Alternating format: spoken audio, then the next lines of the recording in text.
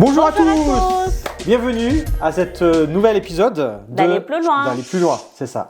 Donc voilà, donc aujourd'hui, sans plus tarder, on va voir un petit défi. Un petit défi. 60 secondes chrono. Voilà. Ok, on y regarde va ça. Ok, 60 secondes chrono les filles. Alors, on l'a fait cet été, ce jeu avec les campeurs. Mais donc du coup, vous allez devoir mettre tous les petits écrous sur la baguette que vous avez dans les mains. Et après, vous allez devoir, en laissant les écrous sur la baguette, une par une, vous devez essayer de empiler verticalement les écrous. Et du coup, celle qui le fait le plus rapidement possible gagne. Ok. Ça va? Et bien sûr, pas utiliser les mains, mais il faut juste utiliser la baguette. Ok, vous êtes prêtes? Oui. Attention, 3, 2, 1, c'est parti! Comment ils sont fait les campeurs cet été? C'était pas mal, c'était un travail d'équipe, mais ils ont bien réussi. Mais ils avaient plus d'écrous à empiler. Il y avait plus d'écrous et ils devaient en empiler le plus possible. Donc, mais oh là là, ok. Voilà l'adresse. Ouh. Oh, c'est serré. Ok, 3, 4. Attention.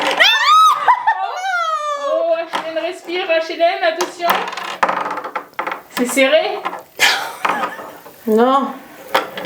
Suspense. Respire bien, Hélène. Attention. Oh.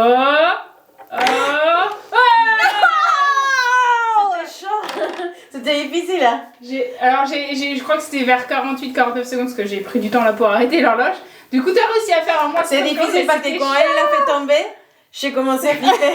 Avant, j'étais tranquille, mais quand elle l'a fait tomber, ah non, ça va tomber. Oh non! Bravo, Haché. Bravo les filles.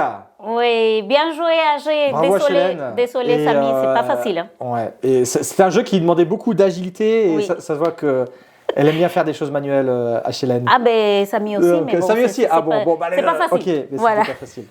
donc bravo. Et là, on va voir un temps on va voir un temps autour de la parole de Dieu. Ça va être un passage assez court, mais assez profond avec beaucoup d'enseignements. Ouais. On va se tourner dans Jacques ce soir. Donc Jacques, chapitre 1, versets 1 à 3. Jacques, serviteur de Dieu et du Seigneur Jésus-Christ, aux 12 tribus qui sont dans la dispersion, salut. Mes frères, regardez comme un sujet de joie complète les diverses épreuves auxquelles vous pouvez être exposés, sachant que l'épreuve de votre foi produit la patience. Voilà, tout simplement, on va s'arrêter là, on va juste s'arrêter là ce soir. Et alors donc c'est intéressant parce que on voit déjà Jacques à qui il écrit et il dit qu'il écrit aux 12 tribus qui sont dans la dispersion. Donc en fait quand il dit qu'il écrit aux 10 tribus, en fait il est en train de parler, qu'il est en train d'écrire aux Juifs qui ont reçu Christ, parce qu'on sait qu'à l'époque il y avait des Juifs qui croyaient en Christ et des Juifs qui ne croyaient pas en Christ. Donc là c'est plus spécifiquement aux Juifs qui croyaient en Christ, parce qu'ils les appellent frères, et qui sont dans la dispersion. Donc en fait, l'idée c'était qu'ils étaient un petit peu éparpillés dans divers endroits, en Asie mineure ou d'autres endroits. Donc c'était pas à une ville en particulier, c'était vraiment à un groupe de personnes, c'était aux Juifs qui étaient dispersés. Maintenant, c'est intéressant de savoir aussi pourquoi ils sont dispersés. Et la raison, alors il y a plusieurs choses historiques qui ont amené les Juifs à être dispersés, qui étaient souvent les invasions des différents peuples, on va pas faire l'histoire, les différents peuples qui ont attaqué Israël plusieurs siècles avant. Il y a aussi cet épisode que j'aime me rappeler, qui est avec la première église à Jérusalem. Et il y a eu des persécutions de la part des Juifs qui ne reconnaissaient pas Christ comme Seigneur, comme roi. Les premiers chrétiens ont été persécutés et c'est marqué qu'ils se sont dispersés. Donc je pense que Jacques peut s'adresser à toutes ces personnes-là. Et donc la raison pour laquelle ils ont été dispersés, c'était souvent une raison de persécution. Et donc c'est intéressant de voir que Jacques nous dit d'être dans un sujet, donc c'est rigolo, il nous demande d'être dans un sujet de joie complète Ouais, de diverses épreuves. traverse des épreuves. Alors ça c'est intéressant. Alors, bon, peut-être qu'on peut réfléchir déjà à la base, généralement c'est quoi qui peut nous réjouir? Bah, je sais pas, les choses qui nous font plaisir. Les choses qui nous font plaisir. Les choses qu'on aime faire. Et voilà, c'est ça. Il y en a qui aiment jouer au foot et ils aiment gagner au foot. Voilà, bon, ou à la console, il y avait Alex, je ne sais pas si vous vous rappelez de mon voyage, qui était super bon à FIFA et il était très bon, il gagnait, il était content quand il gagnait. Bon, voilà. Il y a des choses comme ça. Les enfants, quand c'est la période de Noël, quand ils ont des cadeaux, même vous aussi, voilà, c'est Noël, vous attendez impatiemment vos cadeaux, peut-être, je ne sais pas. Et donc ça, ce sont des choses... Ou accomplir des choses, je ne sais pas, on a des projets, on aussi, les accomplit. tout à fait. Ça donne une joie complète, Ouais. ça libère. Savoir que tu as réussi quelque chose. Et ça, c'est vrai, et ça, c'est chouette, parce que ça, je trouve que ce sont de vraies joies. C'est des choses que tu accomplis. Ouais. Pardon, excusez-moi.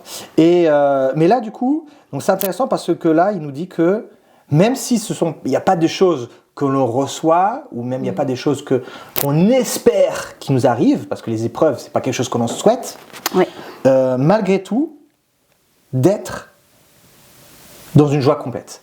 Et donc, c'est intéressant de savoir qu'est-ce qui peut nous amener à être dans une joie complète malgré les épreuves. Ça, c'est intéressant de réfléchir.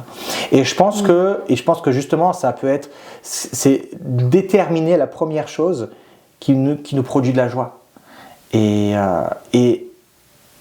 réussir quelque chose, c'est une bonne chose. Recevoir des cadeaux, c'est une bonne chose, c'est pas mauvais en soi.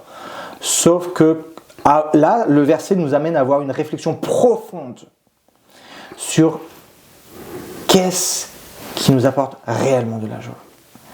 Et de savoir si on n'aurait pas tout ça, si on n'a pas tout ça, qu'est-ce qui se passe? Oui.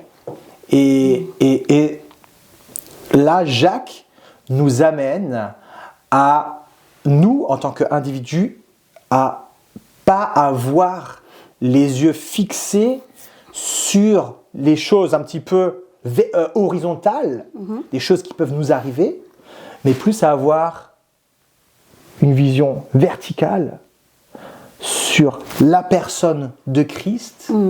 Et moi, j'aime aussi penser sur l'amour de Christ.